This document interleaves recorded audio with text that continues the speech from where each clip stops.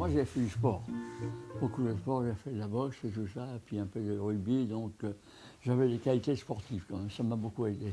Mais tout se passe dans la tête, vous savez, parce que bon, je suis comme tout le monde, quand vous ne pouvez plus, vous n'en pouvez plus, la tête vous dit il faut continuer, vous savez, c'est une volonté.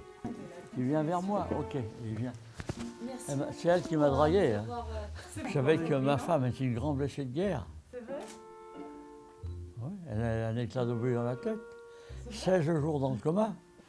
Moi, je suis né à une période qui venait de finir la Première Guerre mondiale. Il y avait toujours un portrait d'un frère, d'un père perdu à la Première Guerre mondiale. Et bien, alors là, on nous donnait la haine quand on les appelait ces sales boches. Vous sentiez que vous étiez bien entraîné? Ah oui, oui. Que vous étiez prêt à... Ça nous a beaucoup servi. Ça a beaucoup servi. Bien sûr. Premièrement, d'avoir suivi les ordres qui nous ont été donnés. Malheureusement, certains alliés n'ont pas eu les mêmes ordres ni d'entraînement que nous avions. Et ils l'ont payé cher. On avait des ordres très stricts. Sitôt que vous mettez le pied à terre, il faut courir vers le blocos. Car plus vous approchez ce blocos, plus le tir des meurtrières se restreint.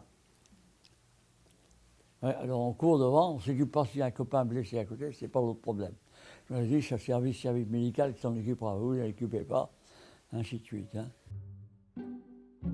Comment vous arrivez à attraper le blocos? On arrive en haut du blocos. Bon, on arrive contre la paroi du blocos, on lance nos grenades par l'intérieur.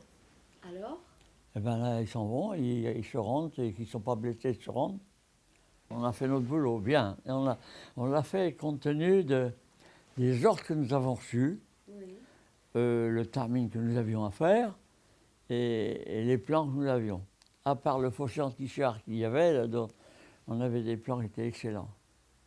Moi, je ne me considère pas comme un héros. Je considère, moi, vous savez, tous les gens qui se battent pour la France, hein, et sont des héros comme nous, il n'y a pas de problème. Nous avons un privilège, c'est d'avoir été débarqués le 6 juin 1944. Ça, c'est un privilège.